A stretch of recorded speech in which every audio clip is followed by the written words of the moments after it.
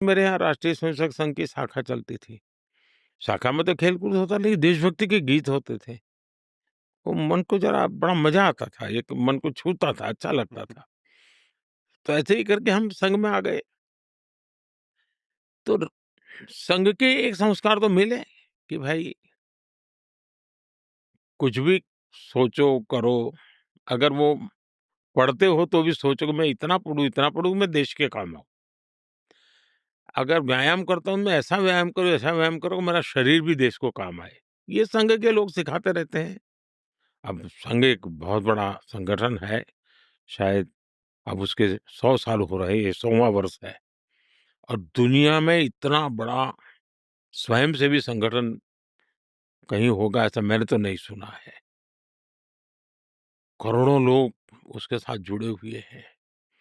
लेकिन संघ को समझना इतना सरल नहीं है। संघ के काम को समझने का प्रयास करना चाहिए और संघ स्वयं तो एक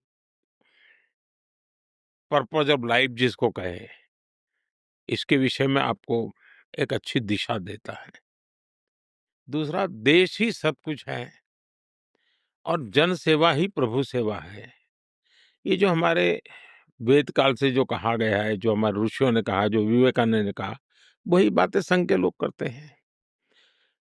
तो स्वयंसेवक को कहते हैं कि भाई तुम्हें संघ में से जो प्रेरणा मिली, वो 1 घंटा शाखा है, वो स्वयं नहीं है, यूनिफ़ॉर्म पहनना वो स्वयं से संघ नहीं है। तुमने समाज के लिए कुछ करना चाहिए और वो उस प्रेरणा से आज ऐसे काम चल रहे हैं, जैसे कुछ स्वयंसेवकों ने सेवा भारती नाम का संगठन खड़ा किया है। ये सेवा भारती जो गरीब बस्तियाँ होती है, झुग्गी-झोपड़ी में गरीब लोग रहते हैं, जिसको वो सेवा बस्ती कहते हैं।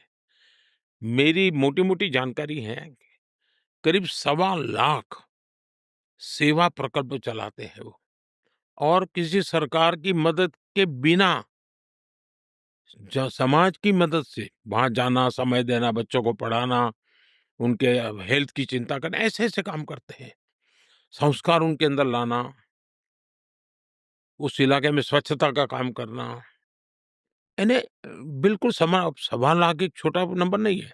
वैसे कुछ स्वयंसेवक हैं, संघ में से ही गढ़े हुए हैं, वो वनवासी कल्याण आश्रम चलाते हैं और वो जंगलों में आदिवासियों के बीच में रह करके आदिवासियों की सेवा करते। 70,000 से ज्यादा वन टीचर वन स्कूल एकल विद्यालय चलाते हैं और अमेरिका में भी कुछ लोग हैं जो उनको लिए शायद $10 या $15 का डोनेशन करते हैं इस काम के लिए और वो कहते हैं कि एक कोका कोला नहीं पीनी है इस महीने, एक कोका कोला मत पियो और उतना पैसा ये एकल विद्यालय को दो। अब 70,000 एकल विद्यालय आदिवासी बच्चों को पढ़ाने के लिए करना, कुछ स्वयंसेवकों ने शिक्षा में क्रांति लाने के लिए विद्या भारती नाम का संगठन खड़ा किया। करीब 25,000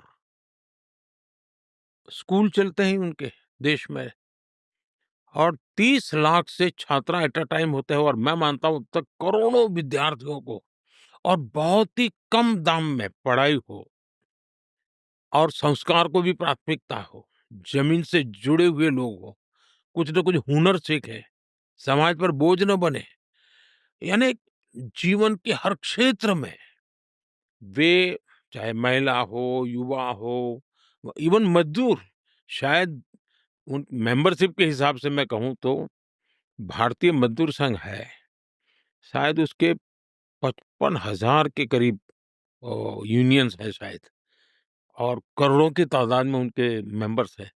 शायद दुनिया में इतना बड़ा लेबर यूनियन कुछ नहीं होगा और सिखा कैसा जाता है? लेफ्टिस्ट लोगों ने मज़दूरों की मूवमेंटों को बड़ा बल दिया।